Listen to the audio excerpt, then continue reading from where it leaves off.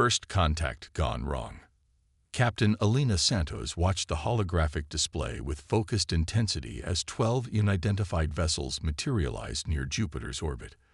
The bridge of the ESS Artemis fell silent, the usual hum of activity replaced by a tense anticipation that seemed to crystallize the air itself. "Analysis?" she asked, her voice steady despite the gravity of the moment. Lieutenant Commander James Chen's fingers danced across his console.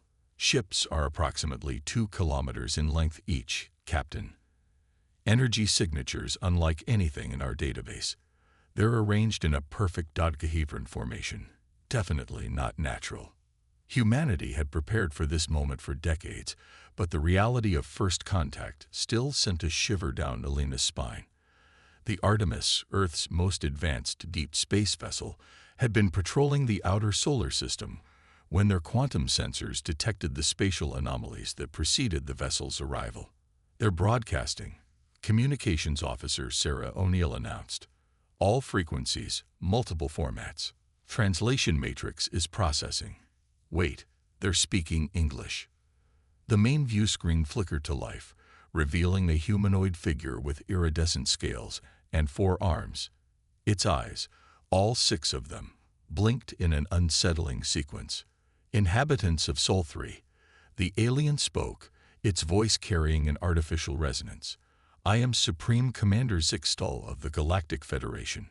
Your civilization has been evaluated and found wanting. Submit to immediate integration or face extinction.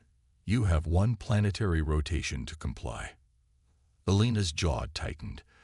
This wasn't the peaceful first contact humanity had hoped for, but they hadn't spent the last 50 years developing their defense capabilities for nothing. "Open a channel," she ordered. "Channel open, Captain." "Supreme Commander Zixtal, I am Captain Elena Santos of the Earth spaceship Artemis. We acknowledge your message but reject its terms. Earth is not open to forced integration. We are, however, willing to discuss peaceful diplomatic relations as equals." The alien's expression shifted to something that might have been amusement or contempt. "Captain, you misunderstand. This is not a negotiation. Your species' primitive approach to quantum mechanics alone proves your unfitness for independent existence. The Federation requires uniformity. Resistance will only bring suffering." Elena exchanged glances with her tactical officer, Lieutenant Maria Patel, who gave an almost imperceptible nod. The Artemis quantum defense systems were fully operational, and the rest of Earth's fleet was already moving into predetermined defensive positions. "Supreme Commander," Elena replied, "I suggest you check your historical records more carefully. Humanity has a rather profound dislike of ultimatums. We've spent generations preparing for this moment, not because we wanted conflict, but because we understood it might find us anyway." As if on cue, quantum sensors across the alien fleet began detecting something that should have been impossible. Hidden in the quantum foam of space itself, hundreds of human vessels began decloaking. The Federation ships found themselves surrounded by a fleet that had existed in a state of quantum superposition, invisible to conventional detection methods. "Impossible," Zixtal hissed. "Your species hasn't even achieved unified field theory. You cannot possess quantum phase technology." Elena allowed herself a small smile. "Supreme Commander, humanity's greatest strength has always been our ability to innovate in unexpected ways. We don't follow the conventional paths of technological development.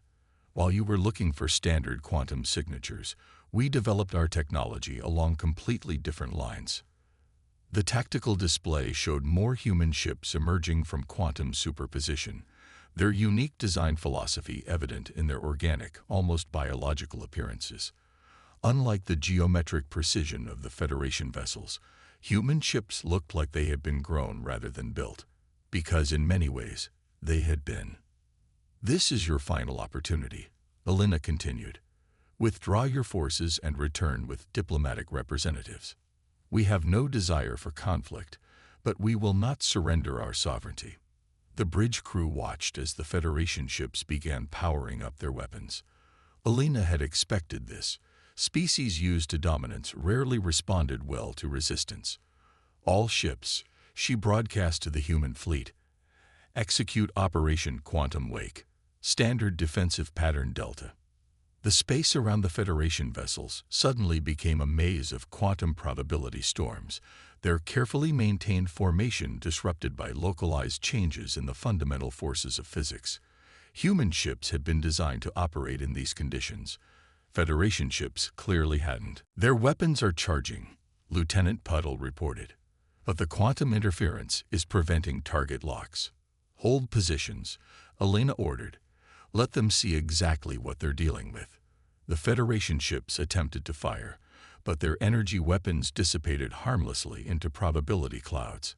Their perfect formation began to break apart as quantum eddies pulled at their hulls. The view screen activated again, Zixtal's features now showing clear signs of distress. "This defies all known laws of physics. What have you done?" "We've done what humanity has always done," Elena replied calmly. "We found our own way forward. You assumed that because we didn't follow your path of development, we must be primitive. That was a mistake. Now, shall we discuss diplomatic relations as equals, or do you need a further demonstration?" The Federation ships began retreating, their formation completely broken. Within minutes, they had disappeared back into whatever form of faster-than-light travel they had used to arrive. "They're gone, Captain," Chen reported. "But they'll be back."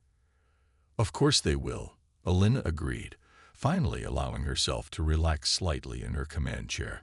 "And next time they'll bring more ships, thinking that's the solution. Send a priority message to Earth Command. First contact achieved. Federation hostile but deterred. Request immediate diplomatic preparation for future encounters."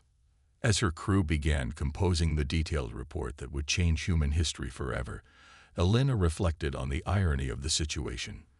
The Federation had arrived expecting to find primitive savages ready for harvesting into their collective. Instead, they discovered that humanity's supposedly primitive approach to quantum physics had led them to developments that the Federation, for all its supposed superiority, had never imagined. The real war, she knew, hadn't even started yet. But humanity had achieved something crucial today. They'd shown the galaxy that they weren't just another species to be conquered and absorbed. They were something else entirely, and the Federation would soon learn just how expensive underestimating humanity could be. The hidden advantage. Deep within the quantum research facility beneath Mount Cheyenne, Dr. Maya Patel stood before the assembled military and scientific leadership of Earth's defense forces. The holographic display behind her showed the complex quantum signatures of both human and Federation ships from the recent encounter. "Ladies and gentlemen," she began, her voice carrying the weight of 2 decades of quantum research. "What we witnessed near Jupiter wasn't just a tactical victory.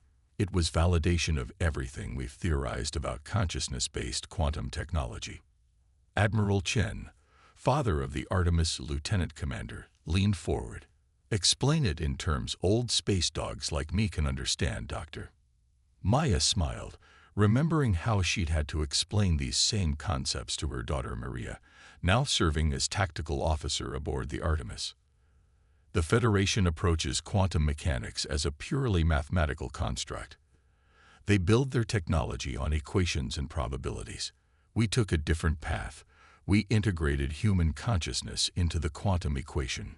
The hologram shifted to show the neural interface systems that were standard equipment on all human vessels.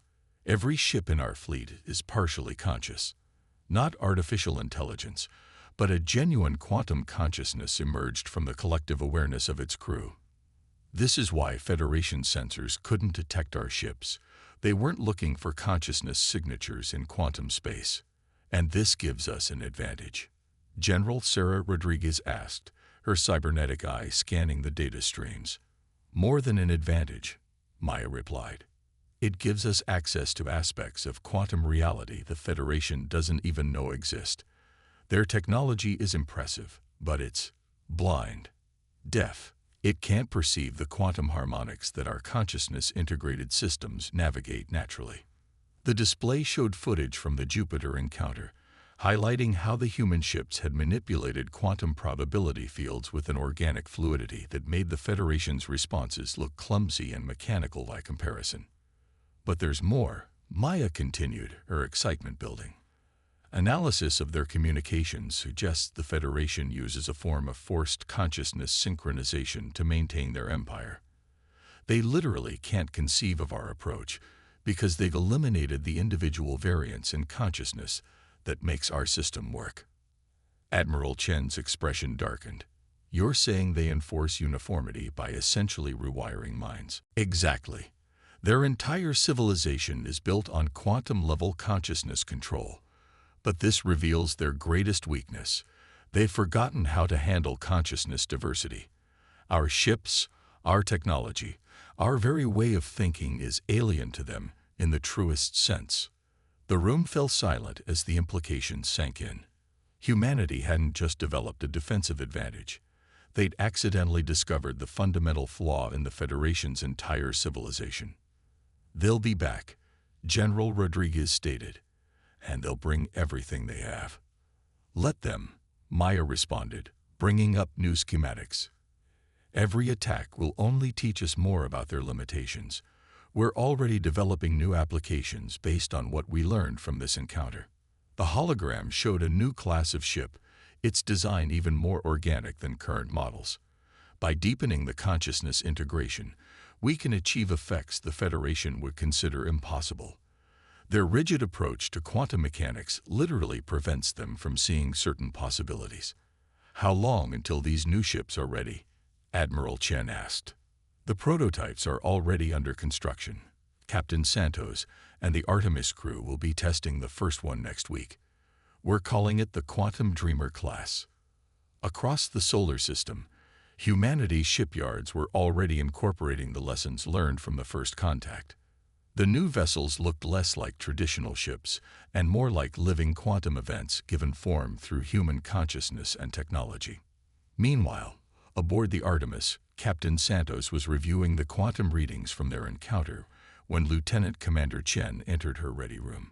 "Captain, you need to see this," he said, placing a quantum tablet on her desk. "We've been analyzing the Federation's retreat vector, and there's something strange about their quantum wake." Elena studied the data, her eyes widening.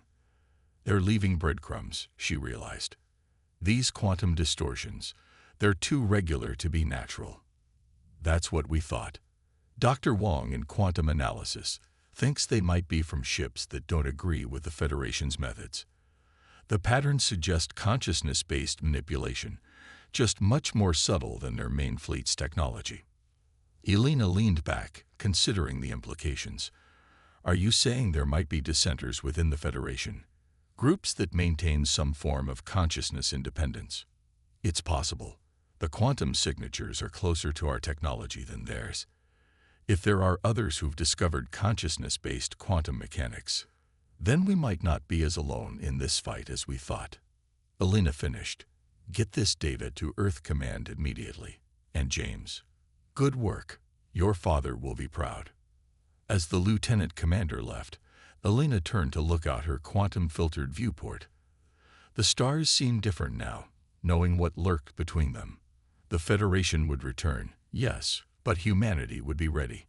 And perhaps somewhere out there, allies awaited who understood that consciousness wasn't meant to be controlled and uniformity wasn't the path to advancement.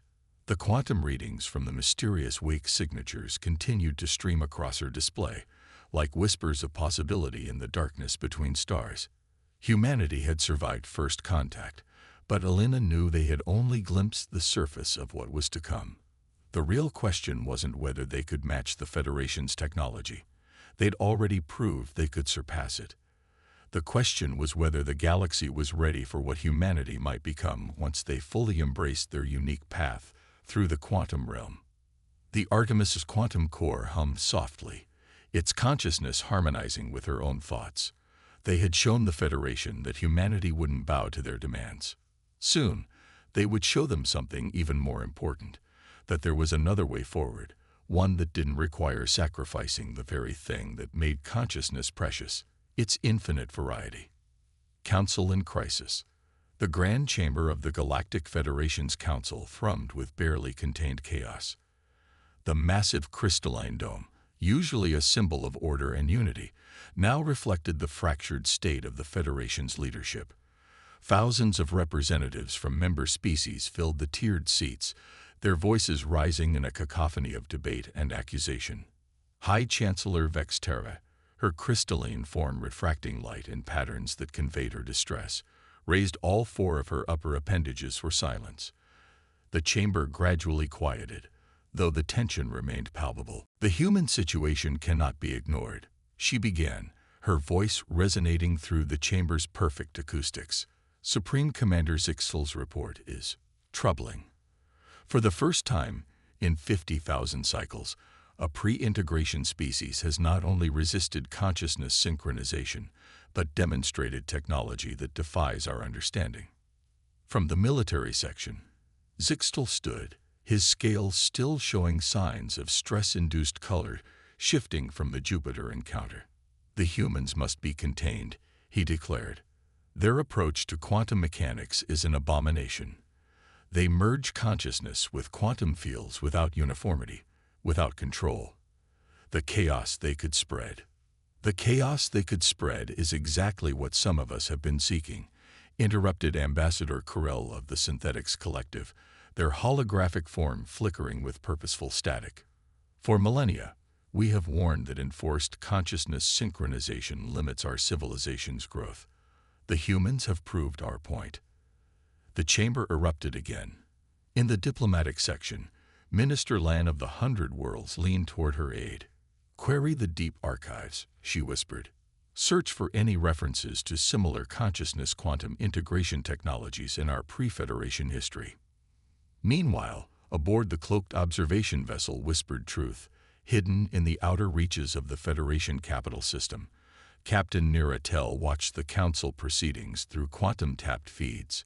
Her ship was one of many operated by the Shadow Concordat, a secret organization of Federation citizens who had managed to partially resist consciousness synchronization through generations of careful genetic engineering and quantum shielding. "Send the encrypted packet to the humans," she ordered her communications officer. "They need to know they're not alone in this fight." Back in the council chamber, the debate had turned to military options. Fleet Admiral Zahn presented a holographic display of the Federation's combined military might. "We can overwhelm their quantum interference fields through sheer numbers. 10,000 ships would be useless," cut in Dr. Venn, the Federation's leading quantum physicist. The ancient theorist's tentacles waved in agitation as he continued. "Their technology doesn't just interfere with our quantum systems. It operates on principles we literally cannot detect with our current sensor technology. We're like primitive beings trying to understand gravity by watching objects fall." High Chancellor Vexterra's crystalline form darkened with concern. "Explain." "Their ships aren't just vessels. They're quantum consciousness matrices that can alter local reality. Our inability to detect them isn't a sensor limitation. It's a fundamental inability to perceive their state of existence. They're using consciousness itself as a quantum tool in ways our synchronized minds cannot comprehend." The chamber fell silent as the implications sank in. Ambassador Corell's holographic form stabilized into a sharp focus. "Then perhaps it is time to question the very foundation of our society. If consciousness synchronization prevents us from advancing." "Heresy," Zixel shouted. "The unity is what makes us strong. Without synchronized consciousness, we would fall into chaos." "The humans haven't fallen into chaos," Corell countered. "They've achieved things we thought impossible precisely because they embrace consciousness diversity." In her private chamber adjacent to the council hall, High Chancellor Vexterra received an urgent message from the Federation's Deep Analysis Division. The quantum encrypted data showed something troubling. Consciousness synchronization rates across the Federation were dropping. Merely knowing about the humans' technology was causing citizens to question the system, creating tiny fractures in the unity. She made a decision. "Clear the chamber," she ordered. "Council members only." As the observers filed out, Vexterra activated the chamber's highest security protocols. The remaining council members, 12 beings representing the founding species of the Federation, gathered in a close circle. "There is something you must know," she began. "Something hidden in our deepest archives. Before the Federation, before consciousness synchronization, there was another civilization that used quantum consciousness integration. They called themselves the Precursors." The council members shifted uncomfortably. This was forbidden knowledge. They achieved technological marvels we still cannot replicate. But they also represented a fundamental threat to the order we built with consciousness synchronization. We, our ancestors, chose to erase them from history. "Are you suggesting," Admiral Zahn asked slowly, "that these humans have independently rediscovered precursor technology?" "No," Vexterra replied. "I'm suggesting something far more disturbing. The quantum signatures of their ships match patterns we've detected in ancient precursor ruins, patterns we've never been able to replicate or understand." The council chamber fell into absolute silence as the implications became clear. Humanity hadn't just developed an alternative technology. They had independently evolved into something the Federation had spent millennia trying to suppress. A species that could wield consciousness itself as a force of nature. The question was no longer whether to confront humanity, but whether the Federation itself could survive the upheaval their existence would cause. Already, the rigid structure of consciousness synchronization was showing cracks, and through those cracks, long-buried truths were beginning to emerge. In the darkness of space, Niratel's ship slipped away from the capital system, carrying with it the seeds of revolution. The humans wouldn't have to fight alone. They had already sparked a change that would reshape the galaxy. The ancient protocol. The quantum archive room aboard the ESS Artemis hummed with energy as Captain Alina Santos studied the encrypted transmission they'd received from the mysterious Shadow Concordat. Dr. Maya Patel stood beside her, her eyes wide as she processed the implications of what they were seeing. "These equations," Maya breathed, "they're not just similar to our quantum consciousness theories. They're identical to some of our core principles. But these are dated over 10,000 years ago." The holographic display showed intricate patterns of quantum mathematics, consciousness wave functions, and technological schematics that seemed to dance with an inner light. The message had come through channels so deeply hidden in quantum space that they'd nearly missed it. "The Precursors," Alina said, the ancient name feeling strange on her tongue. "An entire civilization that developed quantum consciousness technology, erased from history by the Federation." Lieutenant Commander Chen entered the archive room, carrying fresh data from Earth Command. "Captain, you need to see this. We've detected quantum signatures matching the precursor patterns at 3 different locations within 50 light-years of Earth. They were there all along. We just didn't know what to look for until now." The largest hologram shifted to show a star map, with 3 points pulsing with a distinctive quantum resonance. Maya's fingers flew across the control panel, overlaying the new data with human quantum theories. "These aren't just ruins," she announced. "They're active quantum nodes, still functioning after all this time. The consciousness integration patterns, they're evolving, adapting. They're alive." Before anyone could respond, a new signal cut through their quantum communications. The holographic display shifted, revealing the translucent form of Captain Niratelphone. Her species was unfamiliar to the humans, vaguely feline in appearance, but with an ethereal quality that suggested heavy genetic modification. "Captain Santos," Nira said, her image flickering with quantum interference. "I apologize for the dramatic entrance, but time is short. The Federation Council is fracturing, and the hardliners are preparing a massive fleet action. They would rather risk destroying their own civilization than allow consciousness diversity to spread." Alina straightened, her command training kicking in. "How long do we have?" "Days, perhaps. But that's not why I'm here." Nira's form shifted, becoming more solid as their quantum systems synchronized. "The precursor sites you've detected, they're more than ruins. They're nodes of a vast quantum network, a system that once spanned the galaxy. We in the Shadow Concordat have spent generations protecting them, waiting for a species that could understand their true purpose. Maya stepped forward. The consciousness integration technology. It's not just for ships or warfare, is it? Naira's expression showed something like pride. No, Dr. Patel.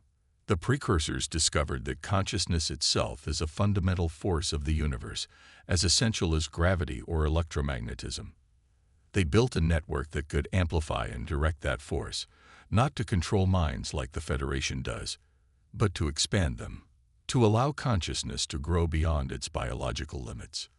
And humanity's quantum technology is compatible with this network, Elena realized. That's why the Federation fears us so much. We're not just a threat to their control, we're living proof that their entire civilization is built on a lie. The holographic display expanded, showing more quantum nodes lighting up across the galaxy. Chen whistled softly. There are thousands of them, all waiting to be reactivated, Naira confirmed. But it must be done carefully. Each node contains not just technology, but accumulated consciousness patterns from the precursors themselves. Activating them will not only give us a tactical advantage against the Federation, it will release thousands of years of stored knowledge and awareness into the galaxy. Elena shared a look with Maya. Could our current quantum consciousness systems handle that kind of integration? With modifications, Maya said slowly, her mind already racing through the calculations. The new Quantum Dreamer-class ships were designed to handle consciousness expansion. If we link them with these nodes, you'll need help, Naira interrupted. The Shadow Concordat has agents near every major node, and we're not alone. Millions within the Federation have resisted consciousness synchronization to some degree. When the nodes activate, they'll feel it. They'll remember who they were meant to be. An alert sounded, quantum sensors detecting massive fleet movements at the edge of Federation space. The hardliners were making their move sooner than expected. Captain, Chen reported, Earth Command is detecting quantum distortions consistent with at least 15,000 Federation ships preparing for faster-than-light transit. Their consciousness synchronization signals are at maximum power. Elena's jaw set in determination. Then we don't have much time. Dr. Patel, begin adapting our quantum systems to interface with the precursor nodes. Commander Chen, coordinate with Earth Command. I want every Quantum Dreamer-class ship ready for consciousness integration protocols. She turned back to Naira's hologram. Captain, tell your people to get ready. The Federation thought they could erase the precursors from history and keep consciousness itself in chains. They're about to learn that some forces can't be contained. They can only be embraced. The protocol is already spreading. Naira said, her image beginning to fade. The knowledge of what's possible. It's like a quantum wave moving through the Federation. They can try to stop it with ships and weapons, but how do you fight an idea that resonates with consciousness itself? As the hologram disappeared, Elena looked at the star map, now alive with pulsing quantum signatures. Humanity had spent centuries looking to the stars, wondering if they were alone. Now they knew the truth. They weren't just part of a galactic community. They were the key to awakening one that had been sleeping for millennia. The Federation's synchronized minds couldn't comprehend what was coming. They thought in terms of control and uniformity, of forcing consciousness into predetermined patterns. But consciousness, like the quantum realm itself, wasn't meant to be contained. It was meant to expand, to explore, to dream. And now, after 10,000 years, the dreamers were awakening. Dawn of a new era. The space around Earth rippled with quantum distortions as the Federation's massive fleet dropped out of faster-than-light travel. 15,000 ships arranged in perfect geometric formations, their synchronized consciousness signals broadcasting with overwhelming force. Leading them was Supreme Commander Sixtel's new flagship, 3 times the size of his previous vessel, and bristling with weapons designed specifically to counter human quantum technology. But Earth wasn't defenseless. Captain Elena Santos stood on the bridge of the ESS Artemis, now transformed by its integration with precursor technology. The ship no longer looked entirely physical. Its hull shifted between states of matter and energy, quantum probability made manifest through the combined consciousness of its crew. "All Quantum Dreamer ships report ready, Captain," Lieutenant Commander Chen announced. "Earth's defensive grid is online, and the precursor nodes are singing." Elena nodded, feeling the resonance through her own consciousness. The nodes weren't just providing tactical advantages, they were awakening something that had slept in the quantum fabric of space itself. Around Earth, 500 human ships hung in formation, each one a quantum consciousness matrix more advanced than anything the Federation had ever encountered. "Signal from the Shadow Concordat," Communications Officer O'Neill reported. "Captain Tell says their agents are in position throughout the Federation fleet. They're ready to begin consciousness desynchronization on your mark." The massive view screen showed Federation ships advancing, their weapons charging. But Elena's attention was drawn to the quantum readings that overlaid the tactical display. Throughout the enemy fleet, tiny fluctuations appeared in their consciousness synchronization field. Doubt, questioning, individual thoughts breaking through the enforced unity. "This is Captain Elena Santos of the Earth Defense Fleet." She broadcast on all frequencies. "Federation forces, you've been lied to. Consciousness synchronization isn't protection, it's imprisonment. The precursors showed us another way, a path to growth without sacrificing individuality. You can feel it now, can't you? The resonance of billions of minds thinking freely." On the Federation flagship's bridge, Zixtel felt his own synchronized consciousness wavering as the human's words triggered something deep and primal. "Launch the attack," he ordered. "Full quantum suppression fields." Federation weapons fired, releasing energies that could shatter planets. But as the barrage approached Earth, something unprecedented happened. The human ships didn't dodge or raise shields. They shifted into quantum probability states, existing in multiple locations simultaneously. The attack passed through them like light through fog. "Now," Elena commanded. Across the solar system, precursor nodes activated in perfect harmony. Quantum consciousness waves rippled through space, carrying with them 10,000 years of accumulated knowledge and awareness. The Federation fleet's rigid formation began to break as individual ships responded to the wave, their crews experiencing true consciousness expansion for the first time. Dr. Maya Patel's voice came through the quantum link from her position at Earth Command. "The network is stable, Captain. Consciousness integration is spreading faster than they can suppress it. Their synchronization is failing." The space between the fleets lit up with quantum phenomena never before seen in the galaxy. Federation ships began breaking formation as their crews awakened to new possibilities. Some opened fire, their weapons still deadly but no longer coordinated. Others hung motionless as their crews wrestled with suddenly expanded consciousness. "Quantum surge detected," Chen shouted.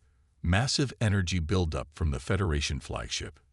Zixtel, his mind fracturing under the strain of failing synchronization, had activated his ship's main weapon, a consciousness disruption device designed to forcibly resynchronize every mind within a light year.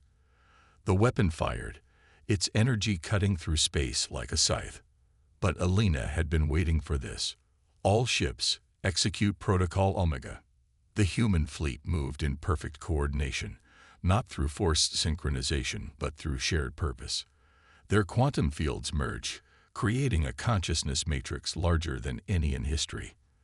The Federation weapon's energy was caught in the matrix, transformed, and redirected. Instead of destroying independent thought, it became a carrier wave for the full power of the precursor network. Every mind in the Federation fleet was touched by 10,000 years of stored consciousness, experience, and wisdom. Synchronization fields collapsed completely as crews awakened to their full potential. Zixtel's flagship went dark, its systems overloaded by the consciousness expansion of its own crew. Throughout the Federation fleet, ships began powering down their weapons. The rigid formations dissolved as individual captains asserted their own will for the first time in generations. Captain, O'Neill reported, tears in her eyes from the beauty of what she was sensing through the quantum link. We're receiving surrenders from over 60% of the Federation fleet. The rest are. They're requesting asylum. They want to learn. Elena looked out at the battlefield that had become a crucible of transformation. Send word to Earth Command and the Shadow Concordat. Tell them it's time for Phase 2, helping these people recover their individuality without losing their unity. The hard part's just beginning.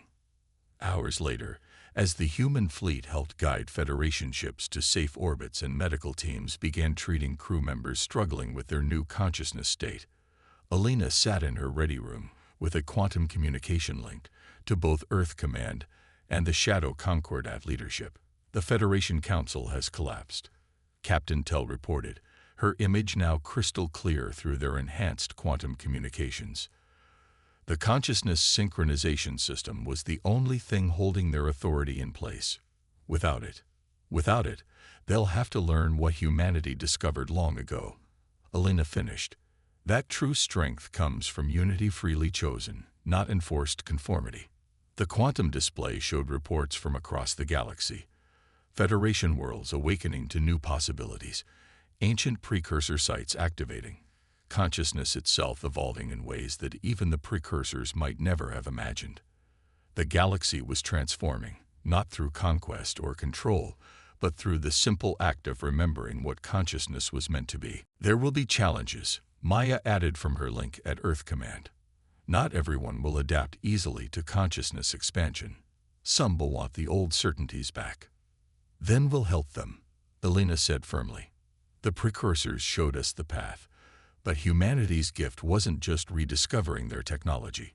It was learning to balance unity and individuality, to find strength in diversity rather than conformity. The quantum network hummed with possibility, carrying the thoughts and dreams of trillions of newly awakened minds. The age of enforced synchronization was over. The dawn of true consciousness integration had begun, and humanity would help guide the way forward, not as conquerors or saviors, but as fellow travelers on an infinite journey of discovery. The stars themselves seemed brighter somehow, as if responding to the liberation of consciousness across the galaxy. The Federation's greatest mistake hadn't been attacking Earth. It had been assuming that control was the only path to unity. Humanity had proved there was another way, and now the entire galaxy would have the chance to explore it together.